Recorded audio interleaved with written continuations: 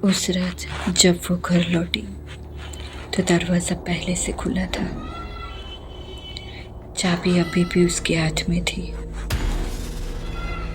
और अंदर से किसी के चलने की आवाज़ आ रही थी।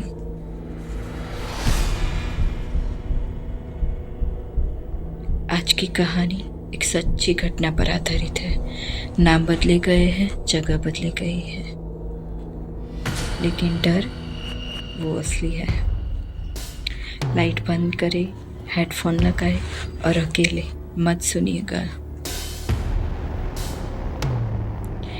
ये बात है 2019 की, राजस्थान की एक छोटी सी कस्बे की।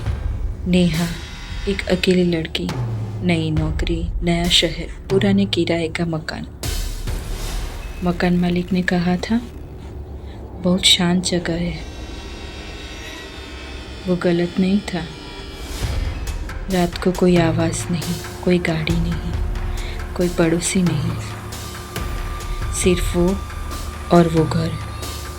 पहली रात उसे नींद नहीं आई। उसने सोचा नई जगह है। पहली रात उसे नींद नहीं आई, दूसरी रात भी नहीं, तीसरी रात उसने छत पर कदमों की आवाज़ सुनी। उसने खुद को समझाया बिल्ली होगी, कोई जानवर होगा, लेकिन कदम बहुत भारी थे।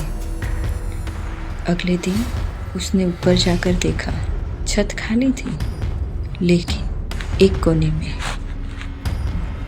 धूल पर नंगे पैरों के निशान थे।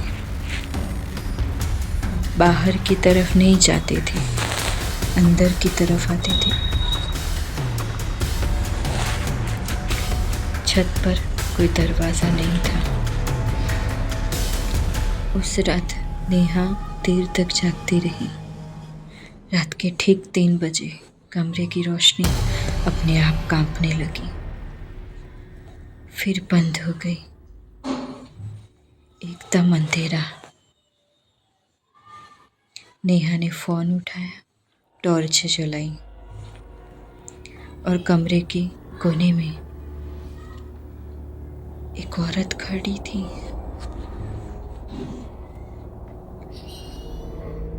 सफ़ेद कपड़े, बाल चेहरे पर, सर झुका हुआ। नेहा की सांस रुक गई। वो हिल नहीं सकी।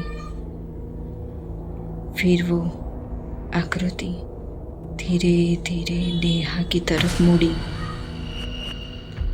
उसके चेहरे पे आंखें ही नहीं थी, सिर्फ खाली जगह, और वो मुस्कुरा रही थी। नेहा चीखी। टॉर्च बुझ गई। जब रोशनी वापस आई, कोना खाली था, लेकिन फर्श पर उस जगह नंगे पैरों के निशान थे, वही निशान जो छत पर थे।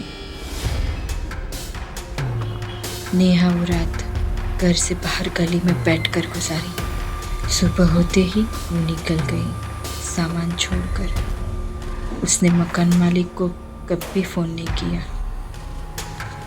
कुछ महीने बाद उसे पता चला उस मकान में उससे पहले जो किराएदार रहती थी वो कभी गई ही नहीं थी। पुलिस ने केस बंद कर दिया था। लापता व्यक्ति।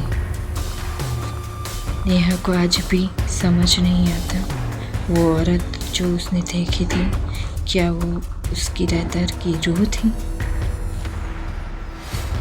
या वो अभी भी वहाँ रहती है, उसी घर में, उसी कोने में। आज भी वो घर खाली है, कोई नहीं रहता।